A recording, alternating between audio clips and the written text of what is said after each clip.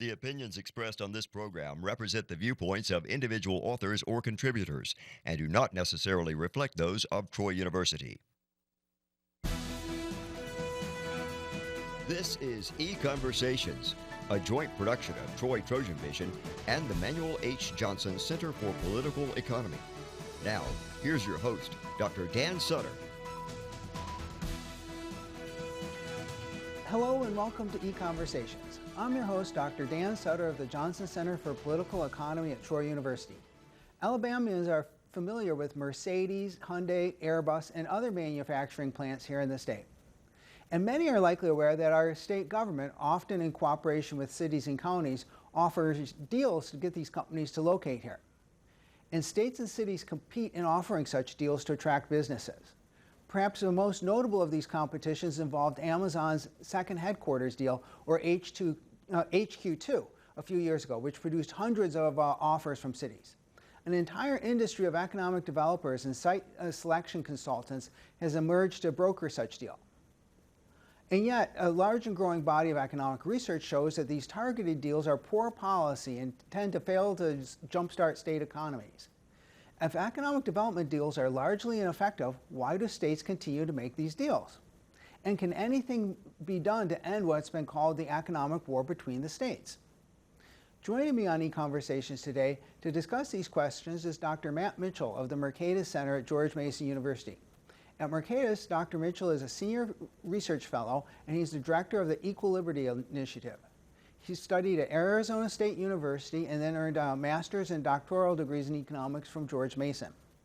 His research has examined many elements of crony capitalism, and particularly the targeted development incentives we'll be talking about today. Welcome to EconVersations, Matt. Thanks so much for having me. Well, first off, why don't we get started by tell us a little bit about what these types of incentives are. What's specifically involved in a package like this, and when states offer these packages, how much are they end up being worth, and what's all in them? Yeah. So, one thing is it might be helpful to think of a incentive and distinguish it from other type strategies of, broad-based economic development incentives or development strategies. And what I see is there's sort of two important characteristics. So one is that it is state directed in the sense that it is economic growth through sort of planning. And the other important characteristic is that it is by its nature discriminatory. And so by this, I mean, it is a targeted incentive that's aimed at a particular firm, sometimes a particular industry or a particular location.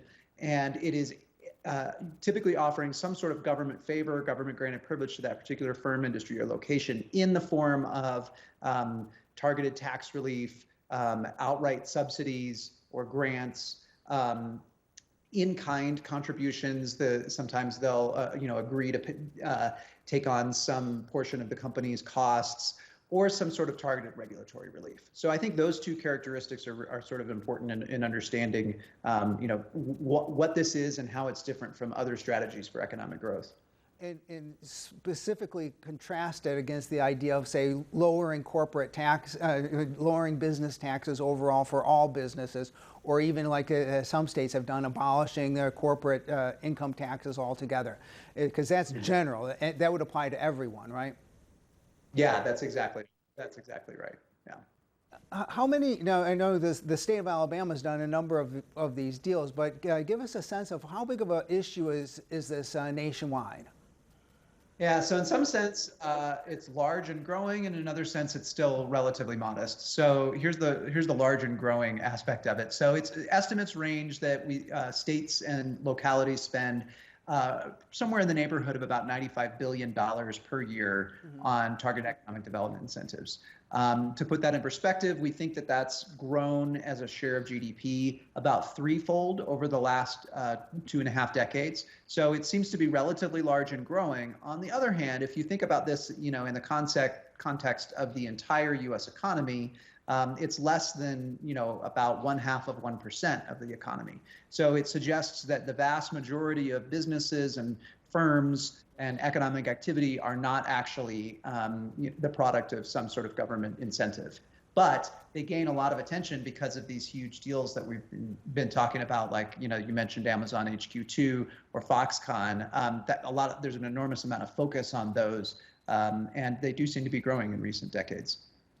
Now, I guess we want to get into some of the evidence of whether these programs, these targeted incentives work. But when we say work, there's a couple of different ways you could raise that question. And I guess the first question would be, do the businesses that receive these subsidies actually end up opening and staying in business? Because you mentioned the Foxconn case, and that was a famous one where it didn't quite work out the way policy makers were hoping.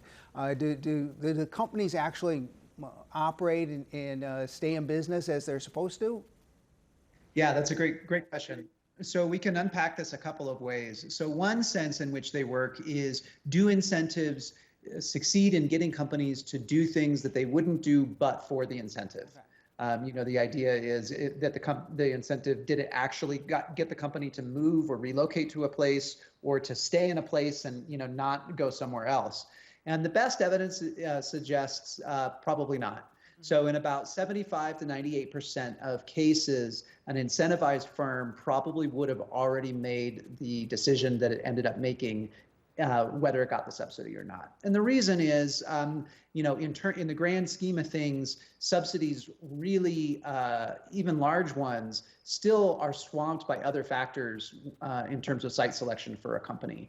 Probably the most important factor that companies seem to worry about is the labor force. But other things matter, location of suppliers, location of customers, the overall business environment, factors even just about livability. Is it a nice town where will your employees enjoy living there? Those things seem to matter the most. So the best evidence that we have is really gathered from the companies themselves, which is, you take it with a grain of salt, because they have an incentive to claim that incentives were the deciding factor. But near as we can tell, in most cases, it probably did not work to persuade them to do something that they wouldn't otherwise do. Now, another way you might think about working is, does the incentive benefit the targeted firm or activity? And here it's important to be clear that, the economic theory isn't really predicting that incentives will fail to benefit the privileged firm. If you tax Dan and Matt and you transfer the resources to Matt, we would expect Matt to do better. And so the economic data is still somewhat mixed, but it probably on net suggests that firms benefit from targeted subsidies. But this isn't particularly surprising. To me, I think a more important question, for public policy is, do incentives actually benefit the communities that pay for them? And on this score, it's quite clear, no, they do not work. So my colleagues and I have recently actually looked at over 100 separate regressions studying the effect of incentives on either targeted firms or the broader communities. And out of these 100 plus studies, there's almost none that find clear evidence that the broad communities that pay for incentives actually benefit. So, then that raises a question, and especially then from a nationwide perspective, you can see the benefits from the national standpoint are relatively small, because from a national standpoint, whether a company locates in Alabama or Georgia or South Carolina, well, we're still going to have those benefits for the nation as a whole. It might matter for Alabama, it might matter for the community in Alabama where they're located, but as you suggest, relatively weak evidence that it benefits. So then we started getting the question, if they're not very effective, then why do we see states continue to give out these incentives and see them grow over time? You mentioned approximate tripling of the level of these subsidies. Yeah, it's a great question. So sometimes I kind of like to turn this question on its head. And I think a relevant question is, why don't we see more of this? Because the political incentives to hand out these types of things are very, very strong. And in some sense, if you take a step back and look at the broad sweep of history, we are really incentives are what characterized the mercantilist age of 300 years ago. Government directed, targeted incentives that privilege particular firms or industries. That was the norm. That was the understanding of course, that's how you grow. And really in the last 200 or 300 years, as economists have developed a better understanding of, how markets grow, we've kind of rejected that. So just kind of to be a little bit coy there and flip it on its head, I think it's helpful to think about that as the norm, and the last 200 years maybe as the time period where we've gotten a little bit more skeptical about this stuff. But so in answer to your question, though, why do politicians hand these things out? They have a very strong incentive to do so. If you are a policymaker, you're a governor, and you offer a targeted incentive to a firm, you can point to very clear, obvious beneficiaries of that policy. You can, stand in a ribbon cutting ceremony. You can, take the first shovel load of dirt as the project starts. You can point to the jobs that are supported by this. What is much more obscure is the idea that absent this subsidy, take the Foxconn subsidy of a few years ago, the state had planned to give Foxconn some $3.6 billion, and they were pointing to 10, maybe 12 or 13,000 jobs that they could create as a result of this. That's real tangible benefits. Mm-hmm. What's less obvious is that absent that subsidy, the state could have reduced its corporate income tax rate by 22%. Lowering it from among the top 10 in the country down to right in the middle. There's about 16,000 companies in the state of Wisconsin that paid a corporate income tax rate. So that's 16,000 companies, each with its own employees, its own customers, its own economic activity that would have been benefited if the state had been able to lower its corporate income tax rate. None of that is very obvious when you see Governor Scott Walker's and the President of the United States standing in front of the Foxconn plant with a golden shovel. That all that is sort of obscured. You're right.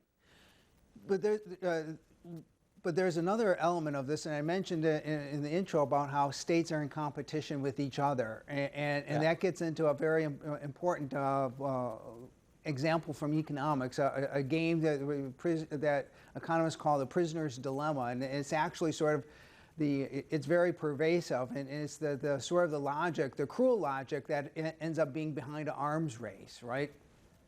Yeah, so that's right. If you could tell us a little bit about this, what's so problematic about this prisoner's dilemma, especially when you have different states in competition with each other. Yeah. So some of the more remarkable ways to think about this are actually to look at what state policymakers themselves sometimes say about subsidies. So, we've collected quotes from economic development agencies, even governors, saying, I wish that what I did was illegal. And their point is that, it's from a national perspective, it's pretty clear. From an economic perspective, it's pretty clear these things don't work through some of the logic we've already talked about and some of the evidence we've talked about. But from a national perspective, it's even stronger, because whatever gain one state has is exactly offset by a loss from another state. So some of these policymakers complain that they wish that their hands were tied a little bit more and that they weren't able to hand out subsidies because it's just such a clear waste of resources from their perspective. And so this is sort of the classic markings of what you call a prisoner's dilemma, where two or more people are locked in a incentive-driven system where their pursuit of rational, their rational pursuit of self-interest actually harms everyone. And part of it is that you and I can talk to policymakers and walk them through the economic logic and the economic evidence. But it's somewhat naive for us to say mutually disarm because or unilaterally disarm because they're going to feel like, well, whether they work or not, my constituents think they work. And as long as the governor of the next state has this tool, I don't want to unilaterally disarm and stop subsidies myself because it looks like I'm giving up and I'm just going to let the jobs go to the other state. So, one of the ideas here, and we'll get into this, is maybe if unilateral disarmament is a bit naive, maybe there's an opportunity to encourage governors and states to adopt some sort of a mutual disarmament.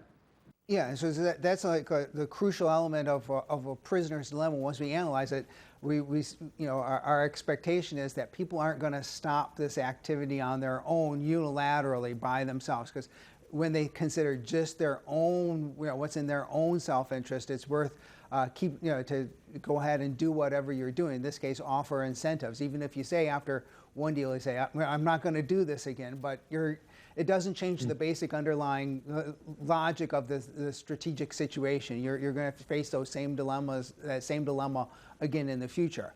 Now, but what we can do is have some kind of action to restrict this. And one possibility that you mentioned in a recent paper that you had for Mercatus on this is there is a possibility you can have Congress or the federal government act in a way to restrict this behavior. So how might that work? Yeah, so some economists have, suggested this idea. Art Rolnick is I think, one of the early proponents of it. And, one possibility would be for Congress to actually impose a very high tax on states that receive subsidies from local governments. This starts to get a little controversial among free market economists, the idea of, using a tax here to try to open up a market. I think what I would remind people, and I'm not sure if that's my favorite mechanism. I think we'll talk about another mechanism here in a minute, an Interstate Compact. But one thing I think we should keep in mind is, a little bit of a historical perspective about how it is actually that the federal government was formed. And arguably one of the stronger issues, one of the stronger arguments for amending the Articles of Confederation and instituting a new government was this interstate tax competition. So there's this great quote from James Madison, who said that Virginia was likened to a patient bleeding at both arms. And I think he talks about another state, maybe Pennsylvania, like a cask, tapped at both ends. And his point was there was all of this interstate, taxation and protectionism. The states wanted to protect their locally grown businesses, and so heavily taxed the businesses from out of state. And this led to, in the federal Constitution, in the original Constitution, there's a provision that says states cannot tax interstate commerce. And then later in the 1820s, there was a important Supreme Court decision which also made it illegal for states to, or made it unconstitutional for states to give regulatory preference to local businesses. And those types of mechanisms, this kind of national government trying to limit local government's ability to impede trade, created a national market. And one economic historian described that 1820s regulatory decision as like the Emancipation Proclamation for U.S. commerce, because it really opened it up so that businesses could cross borders and not worry about this discrimination. The subsidies, however, are still permitted by the Constitution. Some argue maybe not, but they're still permitted, and so there may be a role for a larger government like the national government to try to step in and stop the ability of states to discriminate in favor of certain businesses, and really it's kind of almost like the WTO trying to limit countries from impeding international trade. Well, at Mercatus, you've also come forward with a different way to approach this, using, you mentioned the term Interstate Compact. So first of all, tell us what these Interstate Compacts are, because they're actually out there. We have them right now across the U.S. You just don't maybe hear very much about them. So it's not something that's completely and radically new. It is a mechanism by which states have cooperated on a number of issues in the past. So tell us a little bit about what a Interstate Compact would be first. Yeah. So you think of an interstate compact as somewhere between a state unilaterally deciding to disarm, we're just going to give up subsidies, and the federal government stepping in and imposing a top-down solution. An interstate compact is a sort of peer-to-peer solution where states could agree with one another to lay down their arms in a subsidy war. So interstate compacts are actually, in the Constitution, states are allowed to form agreements with one another. And they have been, there's hundreds of interstate compacts governing all kinds of potential interstate controversies. So there's water compacts, there's compacts that govern, driver's licenses, basically saying, if Alabama issues a driver's license, it's going to be valid in New Mexico and elsewhere. But they've never been applied in this type of a setting. And this is actually arguably a setting in which it's, this is exactly the kind of mechanism that should be employed, because it avoids that top-down problem with the national government imposing a solution. It avoids the problem of unilateral. And there are mechanisms like pretty successful, I think, models here, like the World Trade Organization, whereby national governments have decided we're not going to unilaterally disarm in our subsidies, but or protection. But if you agree to lay down your arms, we'll lay down our arms, and that turns that prisoner's dilemma into something that I think is much more politically feasible. Governors don't have to, feel like they're unilaterally disarming, and then all the jobs are going to go to another state. It's sort of like an arms control treaty, to use a parallel, a treaty amongst. I guess sort of like a treaty amongst the states to say, okay, we're going to all agree to stop using these. Now, I mean, I guess when we get down to some of the details here, you'd have to come up with, I guess, a definition of what exactly it is you're going to tell the member states, or the states that sign on to such a compact, are going to be giving up. So how would you, I guess the devil is in the details of a definition here, but how would we go about trying to define something that would be banned under this? Yeah, that's a great question. The devil is definitely in the details, and I do think, I have to say up front, I think there is a possibility that an interstate compact could make things worse if it were not well designed. So, and I think part of the answer here goes back to the beginning of our discussion, which is, how do you define a target economic development incentive? And we were drawing a distinction between a targeted economic development incentive that is state-directed and discriminatory from a better policy that's well supported by the empirical evidence, which is a more general policy, broad-based tax, lower taxes, broad-based reasonable regulations. So what I would say, first of all, the way it could go wrong is you could imagine states basically forming some kind of an interstate compact that is more like a tax cartel that just sets the tax rates.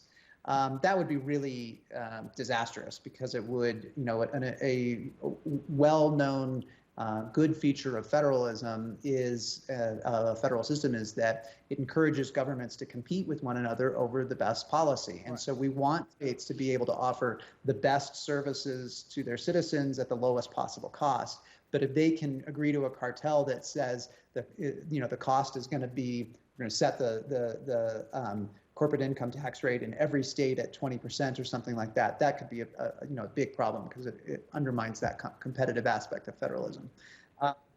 So what I would say, a way to avoid that would be to ensure that the interstate compact remains silent on what the actual rate should be. Every state can set its own rates. However, states should be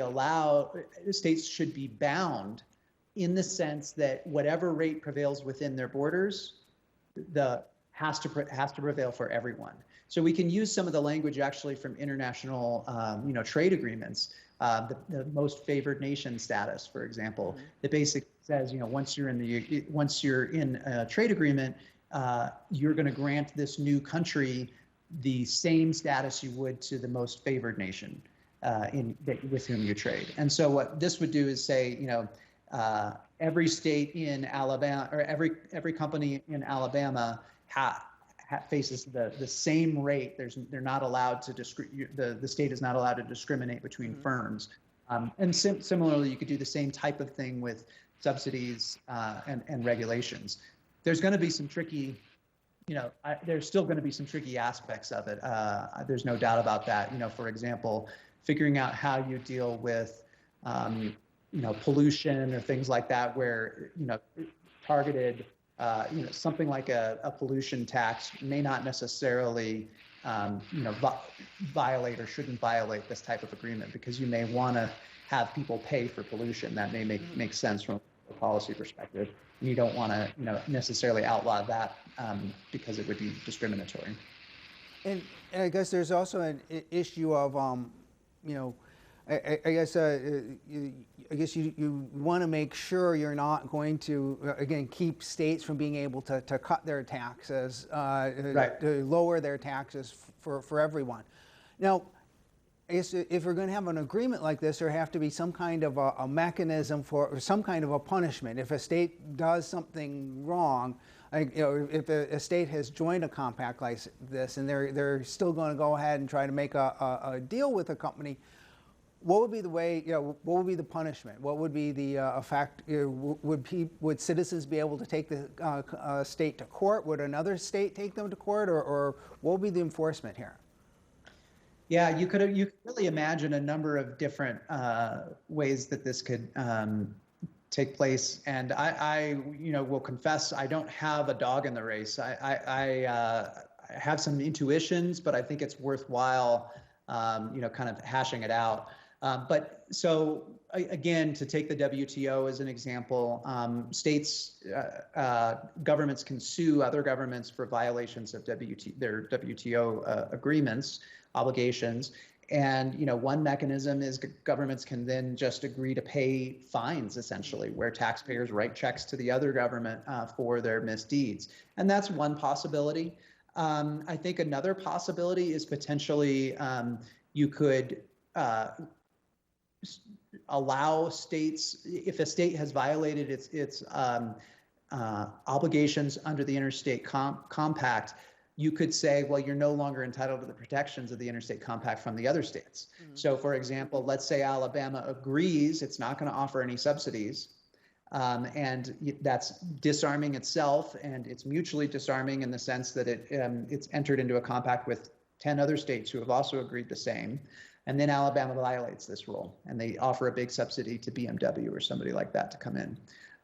Well, then the other states one mechanism is it might allow the other states to be able to retaliate, essentially, right, and siphon companies out of Alabama through targeted subsidies. Now you get into a dynamic where you want to make sure that the punishment doesn't just lead to a deterioration in the entire agreement, right, which is possible. So there's kind of a delicate balance here that you sort of want the punishment to be strong enough to deter states from violations, but you kind of also you might think about this in international relations. People talk about this in international relations is you want to punish bad actors, but you also want to give them an off-ramp, an ability to come back into compliance. So that it doesn't just unravel the entire, international, or in this case, interstate agreement. You mentioned it, but I just want to ask you specifically: would a compact like this have to include all of the states, or could it work with fewer states than that? So I think it would be ideal if it ultimately included all the states. But if you look at other compacts, that's typically not the route that they go, and I think that's probably not realistic, at least from the get-go. Most compacts, start with a few states, and it might make sense you could imagine states that are similar that compete with one another. Large states might be some early formers. Or early signers, or you could imagine, smaller states that happen to be co-located, and so they're, worried about businesses hopping the border. So one nice thing about this feature, so by the way, typically compacts will start with like 10 or 12 states before they trigger and become effective. And one nice thing about this is that you could also change some of the mechanisms as it grows. So an early version of it could be just states agreeing not to poach businesses from one another, and then a later version could say that they also can't offer targeted incentives to their own homegrown businesses in order to keep from leaving. So that there's a lot of different variations, and part of what I want to do is just start a national conversation about this prospect because I think it is promising. Well, thanks for coming on and talking about this. We've started our own conversation here. And thanks to you all for joining us. Join us again next time for another EconVersations. This has been EconVersations, a joint production of Troy Trojan Vision and the Manuel H. Johnson Center for Political Economy at Troy University.